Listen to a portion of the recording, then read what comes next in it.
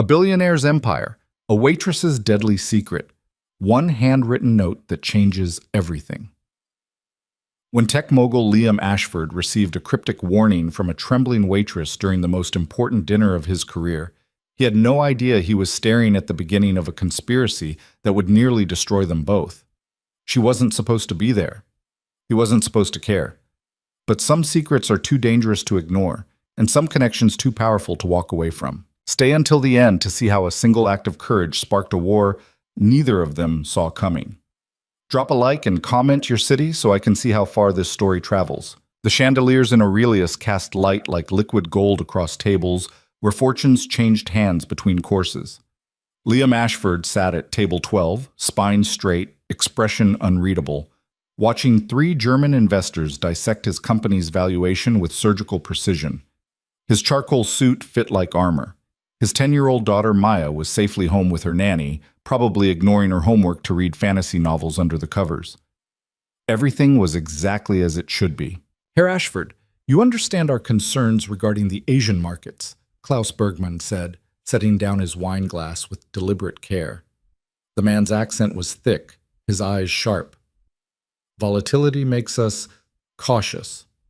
Liam smiled, the smile that had closed 100 deals, the one that never reached his eyes. Volatility creates opportunity, Klaus. That's why you're here, and not in Frankfurt playing it safe. Bergman's laugh was dry. Bold. Perhaps too bold. Perhaps that's why my company is worth $8 billion and climbing. The tension at the table shifted. Liam could feel it, the way a sailor feels the wind change.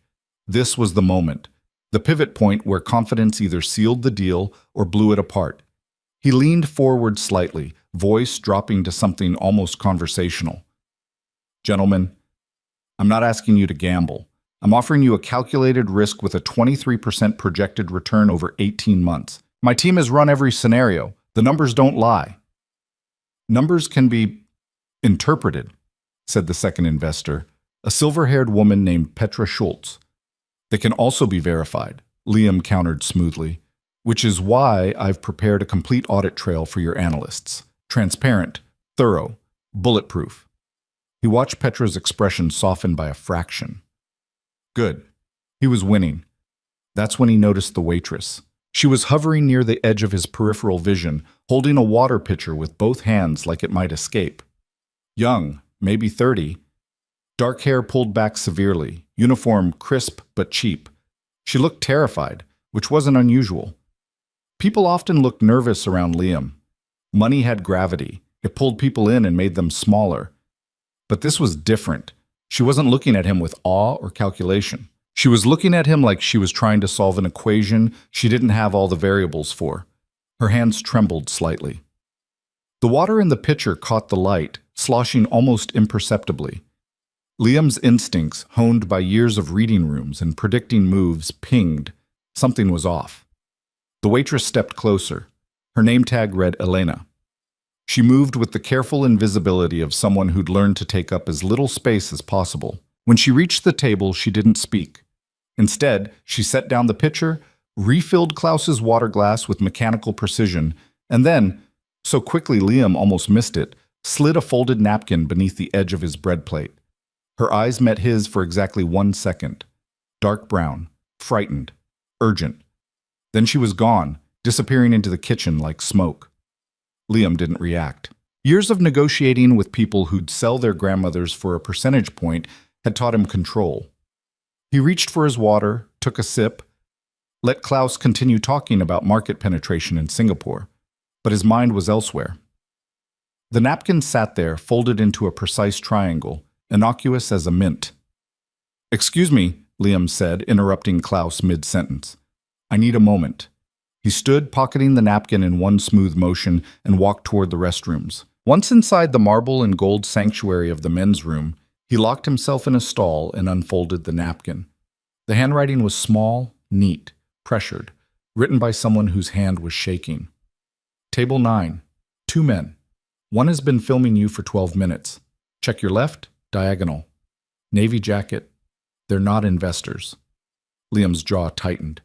He stepped out, washed his hands slowly, and returned to the dining room. This time, he let his gaze drift naturally across the space, cataloging faces, postures, details. Table 9. Two men in business casual, one in a navy jacket, younger than the typical Aurelius clientele. The one in navy had his phone angled slightly toward Liam's table, propped against a wine glass. Filming. Corporate espionage. Or worse, blackmail. Recording a private business dinner without consent could tank the deal, create leverage, leak sensitive financials. Whoever they weren't amateurs. The angle was perfect. The setup was subtle. If the waitress hadn't warned him, he'd have walked straight into a trap. Liam returned to table 12, smiled at Klaus, and pulled out his phone. Apologies. Security issue. He texted his head of security, Marcus Chen. Table 9. Two men, one filming. Handle it quietly.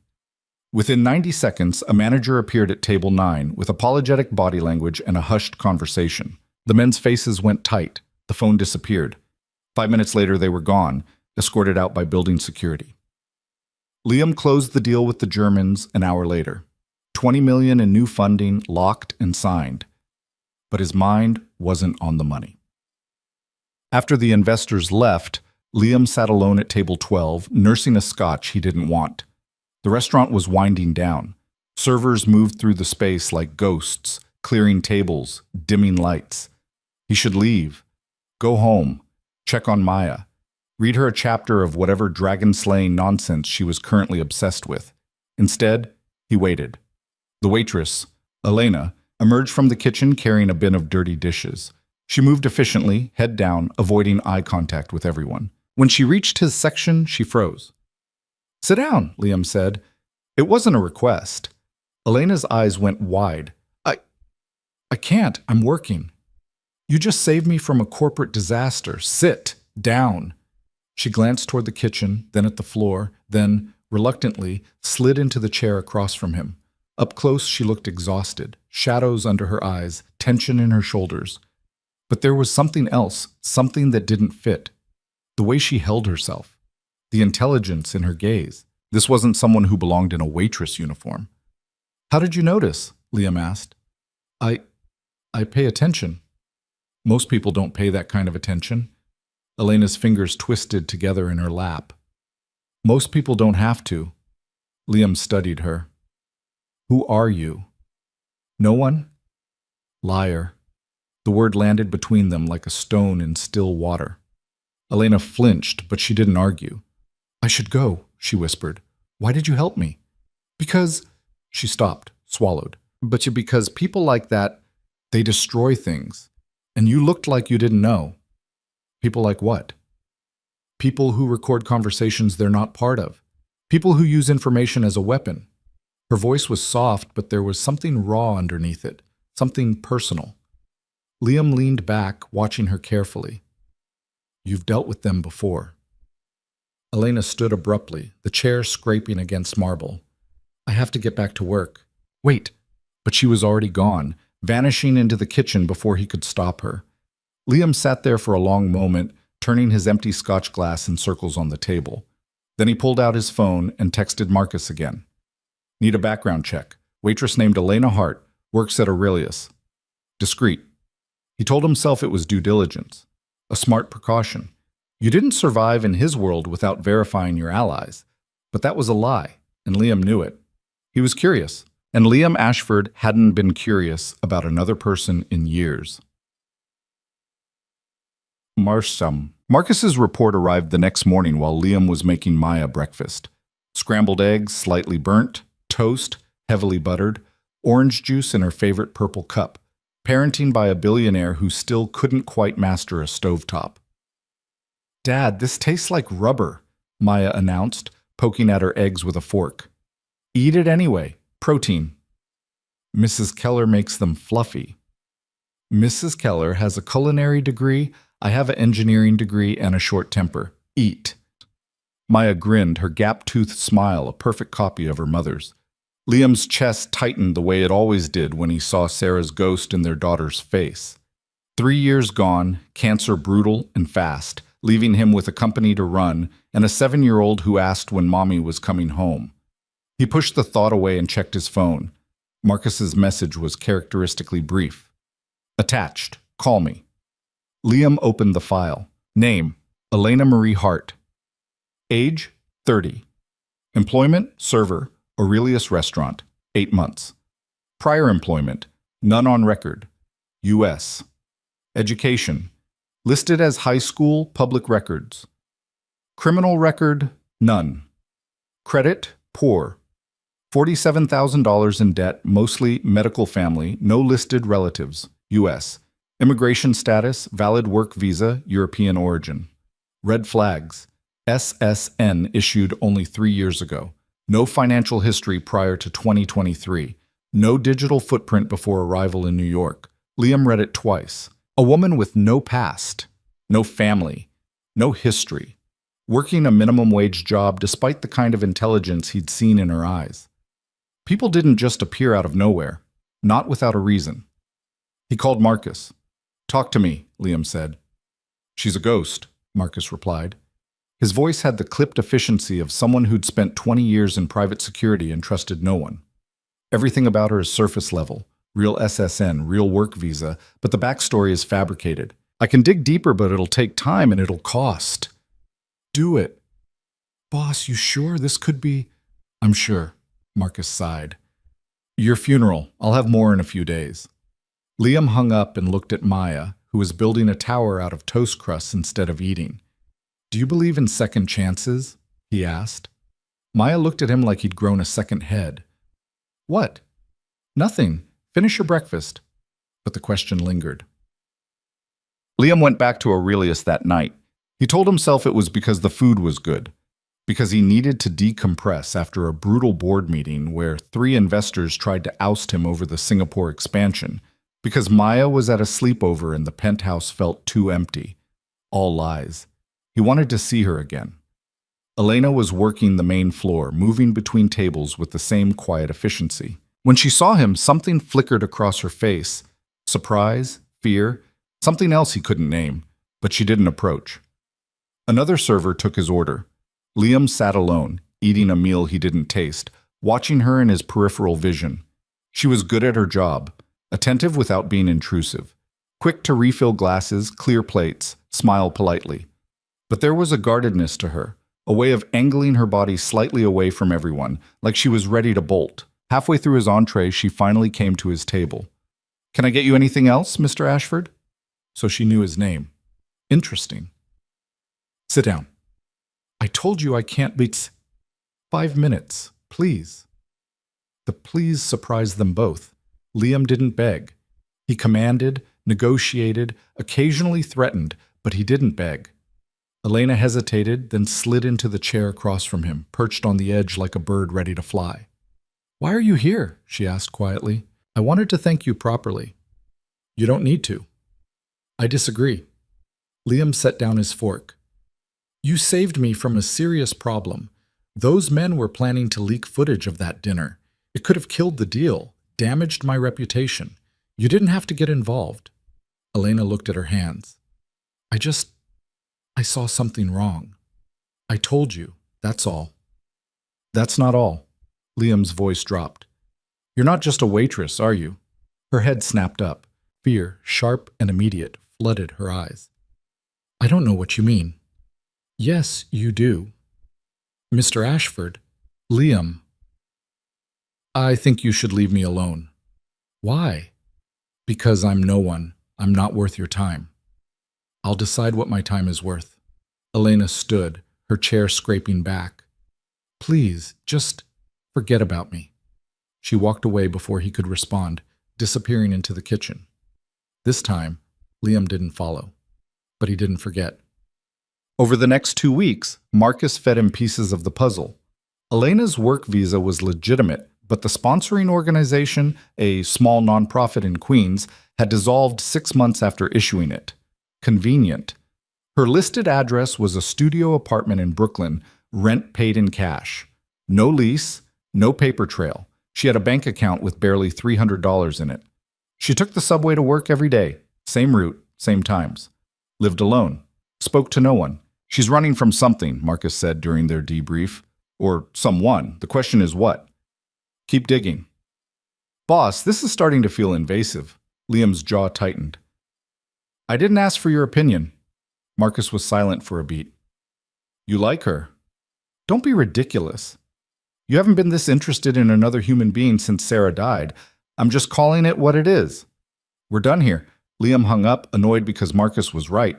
He did like her, or at least he was fascinated by her, by the contradiction she represented, the fear and the courage, the intelligence hiding behind a minimum wage uniform, the way she looked at him like he was dangerous.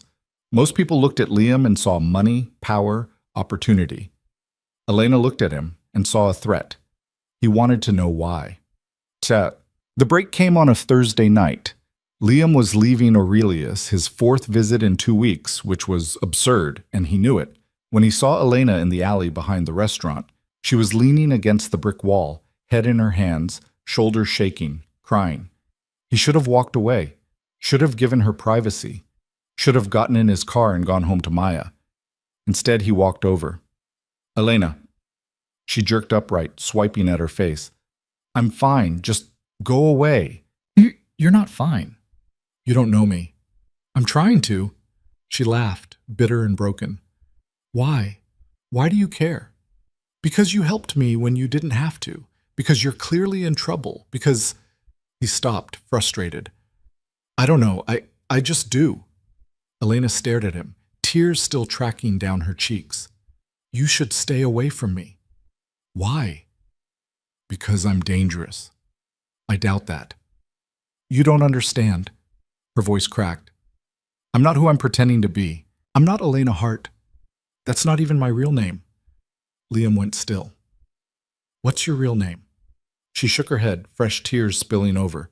It doesn't matter. I can't go back. I can't be her anymore. Who are you running from? Elena looked at him for a long moment, and Liam saw the exact second she made her decision, saw the wall crack, saw the desperation bleed through. My fiancé, she whispered. Or, he was my fiancé, before he destroyed my life. They went to a 24-hour diner 6 blocks away, the kind with cracked vinyl booths and coffee that tasted like burnt regret. Elena sat across from him, hands wrapped around a mug she didn't drink from, and told him the truth. Her real name was Elena Volkov. Her family owned one of the largest private investment firms in Europe, based in Switzerland. Billions in assets, political connections, old money, older secrets. She'd been raised in that world. Private schools, charity galas, expectations like iron chains. I was engaged to Dmitry Koval, she said, voice flat. He worked for my father, brilliant, charming, ambitious. Everyone thought we were perfect together. What happened? He framed me. Elena's fingers tightened around the mug. There was a financial scandal, millions missing from client accounts, falsified records, money laundering, and somehow all the evidence pointed to me. Liam's blood went cold. You didn't do it. Of course I didn't do it, her voice cracked. But Dmitry made sure it looked like I did. Bank transfers in my name, emails with my signature, documents I'd never seen. By the time I realized what was happening, it was too late. The authorities were investigating. My father... She stopped, swallowing hard. My father believed him, believed Dmitry over me. Jesus. I ran. I had to. If I'd stayed, I'd have been arrested, imprisoned. Everything I was, everything I had, gone. So I disappeared. Fake identity, fake papers, fake life. I came to New York because it's big enough to vanish in, and I've been hiding ever since. Liam stared at her, pieces clicking into place. The fear, the isolation, the intelligence she couldn't quite hide. She wasn't just a waitress, she was a fugitive, a victim, a woman with nothing left to lose. Why tell me this? He asked. Elena met his eyes, and the vulnerability there nearly broke him. Because you asked. And because I'm tired of lying. I'm tired of being no one. You're not no one. Yes, I am. Elena Volkov is dead. She doesn't exist anymore. I'm just a ghost. Liam reached across the table and took her hand. She flinched but didn't pull away. I can help you, he said. Elena shook her head. You can't. This isn't something money can fix. You'd be surprised what money can fix. Liam, I'm serious. I have resources, Lawyers, investigators, security. If you were framed, there's proof. There has to be. We can find it. It's been 2 years. If there was proof, someone would have found it by now. Not someone. Me. Elena looked at him like he'd offered to move a mountain with his bare hands. Why would you do this? Because you helped me. Because it's the right thing to do. He paused, searching for honesty. Because I haven't cared about something outside my company and my daughter in 3 years, and I'm tired of being numb. Silence stretched between them, fragile and enormous. Finally, Elena whispered, "If you do this, you'll put yourself at risk. Dmitri isn't just a thief, he's connected, dangerous. If he finds out you're helping me, I don't care. You have a daughter." Liam's grip tightened on her hand. "I know, but I also know what it's like to lose everything and have to rebuild. And I know what it's like to feel alone. You don't have to do this by yourself anymore." Elena's tears came again, but this time they looked different. Less like despair, more like hope. "Okay," she whispered. "Okay." The next morning, Liam called Marcus into his office. "We're going to Switzerland," he said. Marcus raised an eyebrow. "Business trip?" "Reconnaissance. I need everything you can find on Dmitry Koval and the Volkov family. Financial records, communications, property holdings, known associates. I want a complete profile." "This about the waitress?" "Her name is Elena." Marcus studied him. "You're really doing this?" "Yes." "You know this could blow up in your face." "It won't." "It might." Liam's expression hardened. "Then we'll deal with it. Get me the information, Marcus. That's an order." Marcus nodded slowly. "You're the boss." After he left, Liam stood at the window of his office, looking out over the Manhattan skyline. Somewhere below, Elena was probably getting ready for her shift, putting on the uniform that didn't fit her, preparing to be invisible for another day. Not for much longer. Liam pulled out his phone and sent her a text. "Dinner tonight. My place. We need to talk strategy." Her response came 30 seconds later. "I'm scared." He typed back, "Me too. But we're doing this anyway. Because that's what you did when something mattered. You fought for it, even when you were terrified, especially then." Elena stood outside Liam's building and questioned every decision that had led her to this moment. The tower stretched 40 stories into the Manhattan sky, all glass and steel, and the kind of money that made people disappear when they became inconvenient. She'd spent 2 years learning to be invisible, and now she was about to walk into the home of one of the most visible men in New York. Her phone buzzed. Liam's text read, "Doorman has your name. 38th floor. Stop stalling." She almost smiled. Almost. The lobby was exactly what she expected. Marble floors polished to mirrors, abstract art that probably cost more than her entire year's salary. A doorman who looked at her waitress uniform with barely concealed confusion before checking his list and waving her through. The elevator ride felt like falling upward. Elena watched the numbers climb and tried to remember how to breathe. When the doors opened directly into Liam's penthouse, he was standing there in jeans and a gray t-shirt, looking nothing like the man who'd closed a $20 million deal in a 3-piece suit. More human, more dangerous because of it. "You came," he said.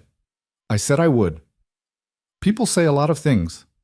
Elena stepped into the apartment, and the city spread out beneath her through floor-to-ceiling windows. For a second, vertigo hit her, not from the height, but from the sheer exposure of it. No place to hide, nowhere to run. "Dad, is that the pizza?" a girl's voice called from somewhere deeper in the apartment. Liam's expression shifted, softening in a way Elena hadn't seen before. "No, Maya, it's a friend. Stay in your room, okay? Homework." "I finished my homework." "Then read a book." "I'm already reading." "Read another one," Liam called back, then looked at Elena apologetically. "My daughter. She's 10 going on 30. Come on, we'll talk in my office."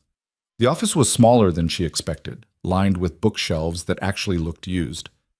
A standing desk held 3 monitors, scattered papers, cold coffee, and a mug that said, "World's Okayest Dad." Liam shut the door and gestured to a leather couch that probably cost more than her car used to. "Sit.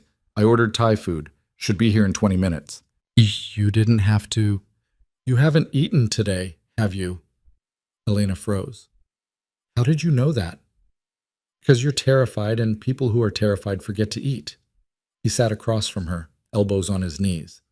I did the same thing when my wife was dying. 48 hours would go by and I'd realize I hadn't eaten anything but coffee and rage. The honesty of it hit her sideways. I'm sorry about your wife. Me too. Liam's jaw tightened. But that's not why we're here. Marcus sent over his preliminary report this afternoon. I need you to walk me through your timeline. Everything that happened, start to finish. No detail is too small. Elena's hands twisted in her lap. Where do you want me to start? The beginning. How did you meet Dimitri? She closed her eyes, dragging up memories she'd spent 2 years trying to bury. He came to work for my father's firm when I was 26. Investment analyst, brilliant resume, recommendations from 3 different banks. My father was impressed. Said Dimitri